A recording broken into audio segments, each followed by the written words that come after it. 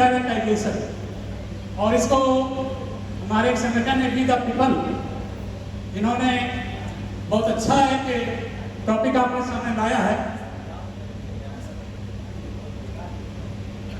और ये जो टॉपिक है इसमें आप देखेंगे तो इसमें आपको सामाजिक, आर्थिक, राजनीतिक जितने भी पहलू हैं वो इसमें आपको देखने को मिलेगा। और इसे मैं अपने संविधान के दायरे में पेश करना चाहूँगा, क्योंकि एक लॉ का स्टूडेंट हूँ तो मैं कोशिश करूँगा कि आपको वहाँ से जोड़कर बताऊँ कि ये क्या है। तो जिस तरह की अभी एक कटिंग देख रहे हैं पेपर का, वो बता रहा है कि for how many generation will reservation continue, ये सुप्रीम कोर्ट का रिमार्क है। अगर इसी रिमार्क को मैं ये तरह से पेश करूं एडवोकेट की हैसियत से, तो मैं ये कह सकता हूं कि for how many generation will unconstitutional and undemocratic collegium system will continue. इसका जवाब वो है, वो ये सवाल क्यों नहीं करते। नेक्स्ट स्लाइड की तरफ चलें आप। अब देख लीजिए कि हमारे SC ST OBC के IMs का हाल क्या है। 60% हमारे जो रिजर्व कैटेगरी के सीट है वो वैकेंट है। आखिर क्या कारण है इसका, पहले नेक्स्ट स्लाइड की तरफ चलें। और ये देख लीजिए कि सारे IMs के आपके पास डिटेल दिया हुआ है कि OBC का तो कॉलम में आपको 0 ही मिलेगा ज़्यादातर, और कहीं कहीं 1-2% आपको मिल जाए तो मिल जाए SC ST OBC का। तो ये हाल है आपके कि बड़े बड़े जो पोस्ट हैं, बड़े बड़ी संस्थाएं हैं, वहाँ पर हम नगण्य हैं। तो क्यों ऐसा है, इसी की चर्चा हम इसमें करने जाएंगे आगे। और जैसा कि आप इसके टॉपिक से ही आप देख लीजिए, आउटसोर्सिंग। आउटसोर्सिंग का मतलब कि आप सब जानते हैं कि ठेकेदारी पर लोगों को बहाल करना। ठेकेदारी पर बहाल कर रहे हैं, पहले तो वो D को किए थे, फिर C को किए, अब A B जो आपके अधिकारी वर्ग हैं वो भी होने जा रहे हैं, जैसे लैटरल एंट्री हुआ है। तो ये सारे ठेकेदारी के तरीके हैं। और दूसरी जो इसमें है प्राइवेटाइजेशन, जिसको हम निजीकरण कह रहे हैं।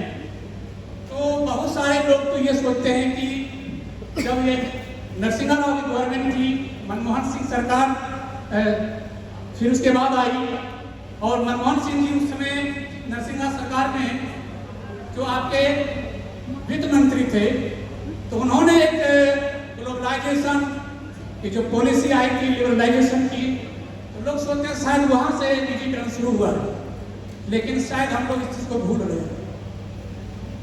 इस देश में एक कानून आया था, आपको 20 दिसंबर 1956 को, उसको कहते हैं कंपनीज एक्ट।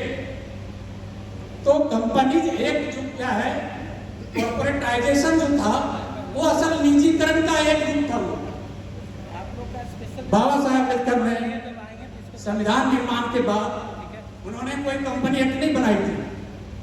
यहाँ बहुत सारी कंपनियां आई थी जो आप जानते हैं कि टाटा था, बिरला था, टिस्को कंपनियां वो करती थी। उसके काउंटर में एक टिस्को कंपनी थी, पब्लिक सेक्टर की कंपनी। उसी तरह के बहुत सारे उन्होंने बहुत कंपनियां बनाए थे उन्होंने पब्लिक सेक्टर में। तो बाबा साहब का मेन मकसद था कि देश को हम प्राइवेटाइजेशन की तरफ से नहीं, हमें इस देश को ले जाना है एक लोक कल्याणकारी राज्य के हिसाब से। इसीलिए संविधान में उन्होंने एक वेलफेयर स्टेट की कल्पना की थी और पब्लिक सेक्टर की, ताकि इसके थ्रू देश में सबको सहभागिता मिले और सब मिल करके इसमें काम करें। तो इस देश में जो निजीकरण शुरू हुआ था, तो सरकारी कंपनियों को बेचने से ही नहीं, इस देश में निजी कंपनियां बनाने की प्रक्रिया जो चालू हुई थी 1956 में, वहां से निजीकरण शुरू हुआ है देश में। तो निजीकरण उस समय जो चला था, हम उतने पढ़े लिखे नहीं थे, उतने जानकार नहीं थे, इसलिए उस बात को उतना चर्चा नहीं कर पा रहे थे। लेकिन जैसे जैसे हमारे लोग पढ़ने लिखने लगे तो समझ में आ रहा है कि आखिर कैसे कैसे ये निजीकरण का खेल खेला गया है। दूसरी बात आपको बताना चाहूंगा, ये प्राइवेटाइजेशन, बाबा साहब ने संविधान की जब रचना की थी तो उस समय आपके सेकुलरिज्म, सोशलिज्म जैसे शब्द आए थे उनके पास, लेकिन संविधान में उसे डालने से पहले वो नकार दिए थे। उन्होंने कहा था कि सेकुलरिज्म की बात मैं भी नहीं करूंगा, बाद में कभी आया बात करूंगा। सोशलिज्म पर उन्होंने कहा था कि भारत के संविधान में हम ऐसे पॉलिटिकल मैटर को नहीं डाल सकते। ये एक राजनीतिक मुद्दा है। कोई समाजवाद चाहता है, कोई पूंजीवाद चाहता है, कोई साम्यवाद चाहता है, लेकिन हमें इस पचड़े में नहीं पड़ना। हमें इस देश को एक लोक कल्याणकारी राज्य की रूप में ले जाना है, और जो भी इस देश में विकास का कार्य होगा वो वेलफेयर स्टेट करेगा। इसके लिए आप जानते हैं कि बहुत सारे डैम्स बनाए, आरबीआई बनाए, ईएसआई बनाए, तो बहुत सारे योजनाएं उन्होंने जो है इस तरह बड़े बड़े पब्लिक सेक्टर में बनाए ताकि यहाँ के लोगों का कल्याण हो सके। अब देखिए, हम देखते हैं ब्यूरोक्रेसी, ये मेजर पिलर ऑफ पावर है। जनरली हम लोग सोचते हैं, पढ़ते भी हैं कि लोकतंत्र के 4 स्तंभ हैं, और बहुत मनवादी भाषा में बोल देते हैं कि हमारा जो है विधायिका, कार्यपालिका, न्यायपालिका और मीडिया, ये 4 स्तंभ है। ये असल में भूल है। जो न्यायपालिका है, कार्यपालिका, विधायिका जो है, दरअसल ये पावर के पिलर है, ये डेमोक्रेसी के पिलर नहीं है। इनके ऊपर संविधान की रक्षा की जिम्मेदारी दी गई है, ये संविधान को लागू करें। दरअसल ये संविधान में एक नौकर की हैसियत से है। जो डेमोक्रेसी है उसके जो 4 पिलर हैं, वो 4 पिलर हमारे हैं: न्याय, समानता, स्वतंत्रता और भाईचारा। असल में ये है डेमोक्रेसी के पिलर। अगर ये नहीं है आपके पास तो आपकी डेमोक्रेसी नहीं है। तो ये कहना कि जो विधायिका, कार्यपालिका और न्यायपालिका है, तो वो है यहाँ के वो पिलर ऑफ पावर से हमारी, और इनको जिम्मेदारी दी गई कि संविधान की रक्षा करें और संविधान को लागू करें। इसीलिए हमारे देश में ना तो पार्लियामेंट सुप्रीम है, ना सुप्रीम कोर्ट। अगर कोई सुप्रीम है तो इस देश का संविधान सुप्रीम है, और संविधान की सुपरमेसी चलेगी।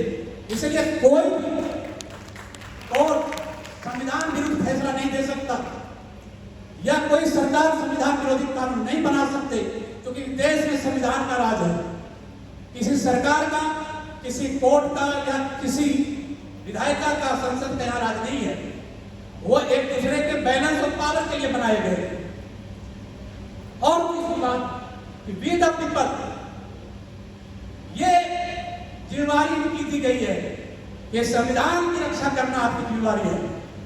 इसलिए जब हम पढ़ते हैं तो अंत में आप देखते हैं कि हियर बाय डिक्लेयर जो हम लोग करते हैं वो वी द पीपल करते हैं, ना कि यहाँ की जुडिशरी उसको डिक्लेयर कर रहा है, ना कि संसद कर रहा है, ना कि सरकार। वी द पीपल को दिया गया डिक्लेरेशन। तो संविधान की रक्षा की जिम्मेदारी प्रीम्बल में आप देखिए वो आपके ऊपर है। जब तक आप संविधान की रक्षा नहीं करेंगे, ये कोई पिलर आपके काम के नहीं है, वो सभी अपने हिसाब से चलने वाले हैं। तीसरी बात मैं इसमें अभी कहना चाहूंगा, एक केस आया था सुप्रीम कोर्ट का कि कोर्ट ने कहा, एक केस का उत्तराखंड का, वहां का रजिस्ट्रार थे कामता प्रसाद जी, उन्होंने जो रजिस्ट्रार थे वहां के हाईकोर्ट के, वो हाईकोर्ट जज बनने के लिए अपने को दिए थे अर्जी। तो वहां हाईकोर्ट ने कह दिया कि ठीक है, आपका ठीक है। लेकिन वो सुप्रीम कोर्ट में जब सरकार आई तो सुप्रीम कोर्ट ने उसे रोक दिया, कहा नहीं, प्रमोशन में रिजर्वेशन नहीं देगा। लेकिन हमारे कोर्ट को अभी तक यही समझ में नहीं आई है कि हाई कोर्ट के जज और सुप्रीम कोर्ट के जज प्रमोशन से नहीं बनते, इन दोनों का अपॉइंटमेंट होता है। आर्टिकल 124 कहता है appointment of chief justice and other जजेस। 217 कहता है appointment of chief justice high court और जजेज ऑफ हाई कोर्ट। तो हमारे जजेज का अपॉइंटमेंट होता है, प्रमोशन नहीं होता। और 16(4) में आप आइए तो जो रिजर्वेशन है वो अपॉइंटमेंट में है, पोस्ट में है, तो जहां जहां अपॉइंटमेंट आपको मिलेगा संविधान में, वो रिजर्वेशन में आएगा। इस देश का प्रधानमंत्री अपॉइंटमेंट में होता है, सीएम का अपॉइंटमेंट होता है, देश में मिनिस्टर का होता है अपॉइंटमेंट, सारे जजेस का अपॉइंटमेंट होता है। जहां जहां अपॉइंटमेंट होगा वो रिजर्वेशन के दायरे में आएगा 16(4) के हिसाब से। अब दूसरा वर्ड है पोस्ट, तो जहां जहां पोस्ट का वर्ड है तो उसमें जो है जितने भी पोस्ट हमारे राष्ट्रपति का हो या उपराष्ट्रपति का हो या चीफ जस्टिस हो, सारे पोस्ट और रिजर्वेशन के दायरे में आता है। तो इस हिसाब से देखें कि हमारे कोर्ट किस तरह संविधान के मिस इंटरप्रिटेशन कर रहे हैं, ये चीज हमें समझने की जरूरत है। अब ये हम चीज देखने जा रहे हैं कि किस तरह से, जरा पीछे देख लीजिए इसका पीछे, ये जो सीडी का जॉब्स है 89% जो होता है गवर्नमेंट में, अगर हम एक एम्प्लॉय की देखें तो 3.92 लाख इसका पर एनम जो है वेतन है, तनख्वाह। और 50% एग्जीक्यूटिव पोस्ट जो होता है वो पब्लिक सेक्टर में होता है। अब इसमें जो है आउटसोर्सिंग प्राइवेटाइजेशन का क्या हुआ खामियाजा कि जो हमारे लोग सीडी में जाते थे 89% जो लोग हैं उसमें इनकी एक्सेस, एंट्री, नॉलेज, गाइडेंस सारे इस पर जो है एक तरह से रोक सा लग गया। इनकी जो अच्छी जिंदगी होनी चाहिए थी, हेल्थ होनी चाहिए थी, एजुकेशन, वो सब पर इनका जो है असर पड़ा। अब ये क्यों किया जाता है? तो इनको कहा जाता है कि ये तो बेकार है, इनएफिशिएंट है, या हमारे ज्यादा एम्प्लॉयमेंट हो गई है, तो इस सब नाम पर इनको ये खत्म करने की साजिश चल रही है। मंडल कमीशन आया था 90 में, और 90 में पिछड़ों को भी आरक्षण दिया गया था, जिस तरह SC ST का था उसके हिसाब से 27% आरक्षण मंडल कमीशन से आया था। वो सब जानते हैं कि उसके बाद कोर्ट में भी गया। अब 15 नवंबर 1990 के बाद वो फिर कोर्ट से ऑर्डर होने के बाद उसे लागू किया गया अंत में 92 से। तो इस तरह से मंडल कमीशन में आया तो वो ओबीसी को मिलने लगा आरक्षण। अब ये देखिए कि इन सब चीजों के खिलाफ यहाँ के जो नाराज मीडिया है, जिसको ट्रेडिशनल मीडिया कहते हैं, हर गली मोहल्ले में आपके यहाँ एक कोना बना होगा और वहाँ लोग बैठे होंगे मंदिर के नाम पर, वो इस देश का ट्रेडिशनल मीडिया है और वो आपके हर चीजों पर खबर रखता है और आपको हर तरह से ब्रेन वॉश करता है।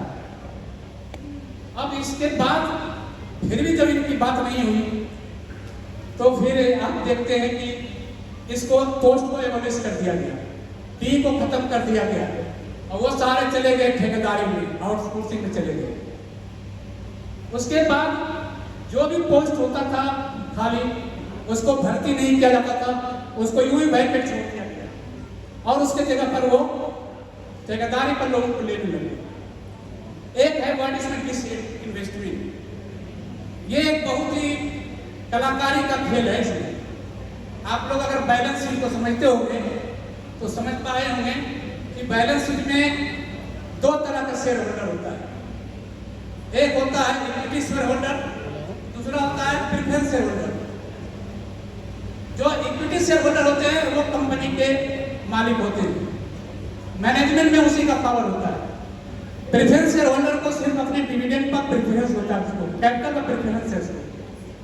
मारुति का डिसीजन हुआ था इसमें, और उसमें क्या हुआ था कि सरकार ने कहा कि हम जो प्राइवेट को दे रहे हैं 25% और हम ले रहे हैं 75%, लेकिन सरकार के नाम में था प्रेफरेंस शेयर होल्डर और इक्विटी थी प्राइवेट में, मतलब सरकार मैनेजमेंट से निकल गई और 25% वाला जो प्राइवेट प्लेयर था वो कंपनी का मालिक बन गया। और वो मैनेजमेंट देखा अगले साल फिर 50-50 हो गया, थर्ड ईयर फिर उसको 25 दिया तो 75 हो गया प्राइवेट, 25 सरकार, और अंत में चौथे साल में वो पूरा 100% प्राइवेट हो गया। तो ये है डिस्ट्रिक्ट इन्वेस्टमेंट का खेल। वो धीरे धीरे खेलते इसमें। और इसके लिए एक मंत्रालय भी बना था अरुण शौरी के मंत्री काल में। तो ये तो इस तरह से ये इन्वेस्टमेंट के थ्रू वो जो है कंपनियों को, तो इसमें थोड़ा लंबा प्रोसेस लगता था, इसलिए इन्होंने अब खेला कि एक बार में भेज दो, प्राइवेटाइजेशन कर दो।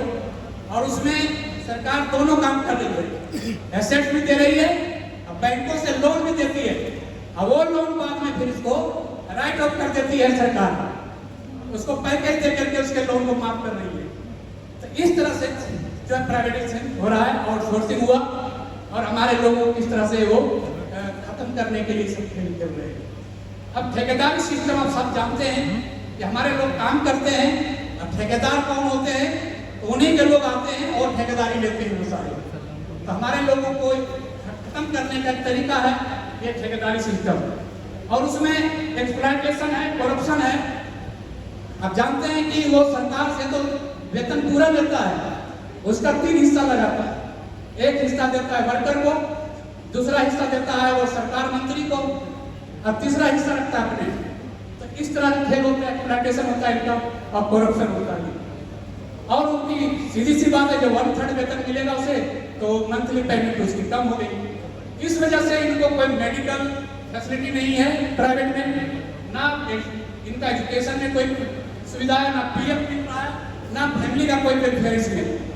एक बहुत दिलचस्प इसमें हिस्सा आप जानते होंगे ईएसआई का। ईएसआई में क्या होता है कि 5% वर्कर के सैलरी का देते हैं, और वो अपना पूरा फैमिली का करोड़ों इलाज कराता था। उस 5% में 1.25% इम्प्लॉय का, 4.25% मालिक का लगता था। 10,000 की तनख्वाह में 1.25 दीजिए महीने का, और आप मनमाना इलाज कराइए। वो सारे सिस्टम इससे गए थे। एक बी ग्रुप का इम्प्लॉय भी अपने बेटे को इंजीनियर डॉक्टर बनाने लग गए थे, लेकिन उन्होंने कहा कि आप ये जब परमानेंट नौकरी देंगे तो अपने बच्चे को भी पढ़ाने लग रहे हैं, स्लीपर क्लास के लोग पढ़ाने लग गए हैं। इसलिए इनको इस तरह से कर दो कि अपने रोटी रोटी से जूझते रहे, ताकि ये बच्चे को पढ़ा ना पाए, ना उनको कोई सुविधाएं दे सके। तो इस तरह की जो है वो आपको पहले किस तरह से आर्थिक रूप से कमजोर करने की खेल खेला गया है। तो ये बहुत बड़ा साजिश है जिसके तहत से प्राइवेटाइजेशन और आउटसोर्सिंग लाया गया। अब देखिए इसमें हमारे कुछ लॉसेस बताए हैं कि गवर्नमेंट एम्प्लॉय जो है 94 के आंकड़ा है कि 42 लाख लोग सीडी में हमारे थे, उसमें 90% 37 लाख जो है आपके हमारे लोग थे। उसके अगर एवरेज सैलरी जोड़िए तो लगभग 4 लाख के आसपास है, और उनको तनख्वाह 20,000 के हिसाब से दिया जा रहा है, तो 240 दिया जा रहा है। जो उनका परमानेंट नौकरी में 3.92 मिलता, वो अब 2.4 मिल रहा है लाख में। इस तरह से उनको देख लीजिए कि 37 लाख लोगों में मान लीजिए 60% हमारे लोग हैं, तो ये आया है कि 8,703 करोड़ रुपया, ये उनका बहुसंख्यक का रेगुलर जॉब लॉस है। प्लीज स्लाइड आप बढ़ा लीजिए। अब उस तरह से आप देख लीजिए, अगर इनका आउटसोर्सिंग वाला के हिसाब से देखते हैं 20,000 की तनख्वाह के हिसाब से, तो इसका टोटल लॉस होता है 4,320,000 करोड़। अब इस तरह से आपको आ गया नंबर ऑफ गवर्नमेंट एम्प्लॉय। अब ये सेंट्रल का देखे थे, पूरे स्टेट का अगर हम जोड़ें तो स्टेट अगर इनका 10 गुना देता हो, तो टोटल मिला करके आप देखें सारे जोड़ करके 10 मल्टीप्लाई करते 1,43,253 करोड़ रुपया का जो बहुजनों का ये फाइनेंशियल लॉस है आउटसोर्सिंग और प्राइवेटाइजेशन की वजह से। इसमें मान के चलो कि 30% हमारा इधर है, तो 43,250 करोड़ निकाल दीजिए 30%, तो भी हम 1 लाख करोड़ हमारा लॉस है बहुजनों का। अब जानते हैं कि कोई भी पैसे जब आप आता है तो सर्कुलेशन करीब 5 से 10 गुना होता है।